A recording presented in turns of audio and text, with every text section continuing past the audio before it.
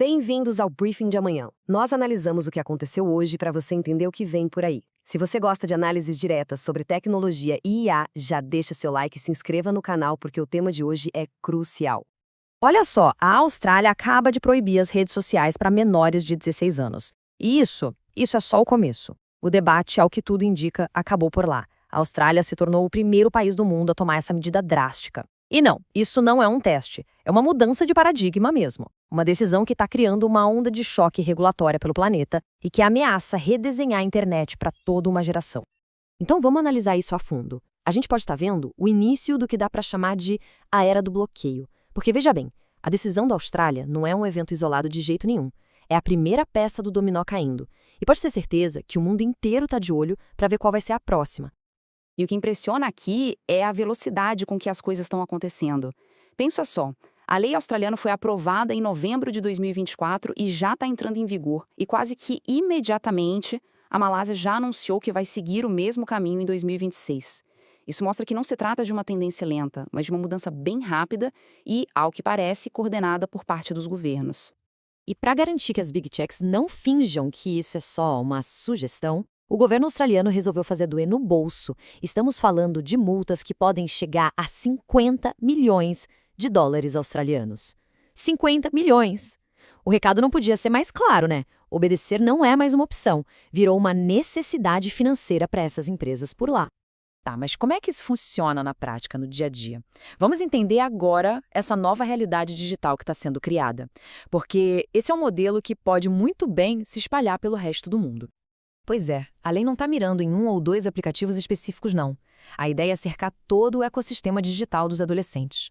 Pensa bem, YouTube, TikTok, Instagram, até comunidades como Reddit e Twitch.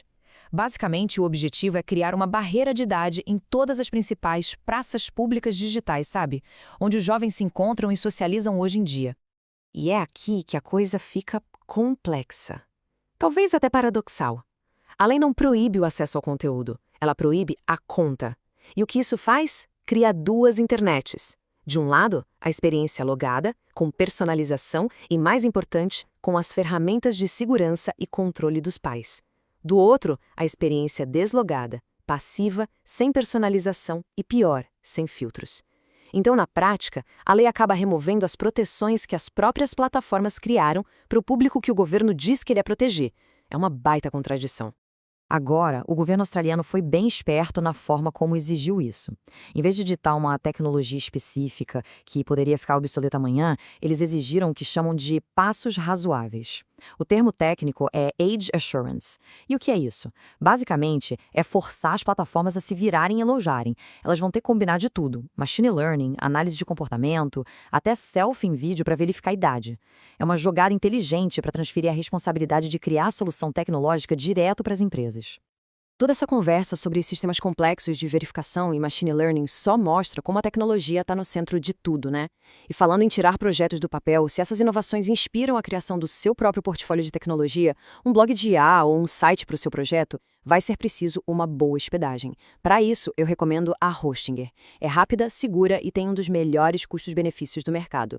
Conseguimos um cupom exclusivo de 20% de desconto para os inscritos aqui do Briefing. É só acessar o link aqui na descrição ou apontar para o QR Code que está na tela. E, claro, uma medida desse tamanho não ia passar batida. O que a gente tem agora é um confronto direto, um verdadeiro embate de gigantes. De um lado, o poder dos governos de regular. Do outro, o poder das Big Techs e suas plataformas. É uma batalha, literalmente, pelas regras do jogo do futuro da internet. Do lado do governo, a narrativa é muito forte e bem direta.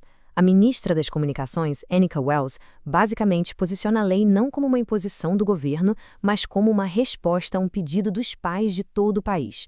O argumento é simples e muito poderoso. Estamos apenas fazendo o que os pais nos pediram. E a resposta das Big Techs?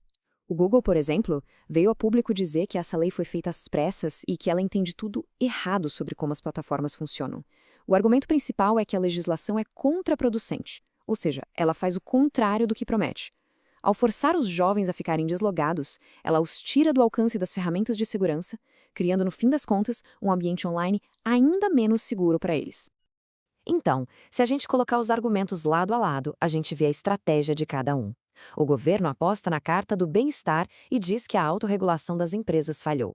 As plataformas respondem dizendo que a lei não vai funcionar, que os adolescentes vão dar um jeito de burlar e que isso vai remover as ferramentas de segurança. E aí vem a cartada final das Big Techs, um movimento clássico. Elas tentam empurrar a responsabilidade, dizendo que a verificação de idade deveria ser feita no sistema operacional, ou seja, jogando a batata quente no colo da Apple e do próprio Google. E essa briga não está só no campo das ideias e da mídia, não. Já virou caso de tribunal. Existe um processo rolando na Suprema Corte de lá com um argumento bem interessante, o de que essa lei fere a liberdade de comunicação política.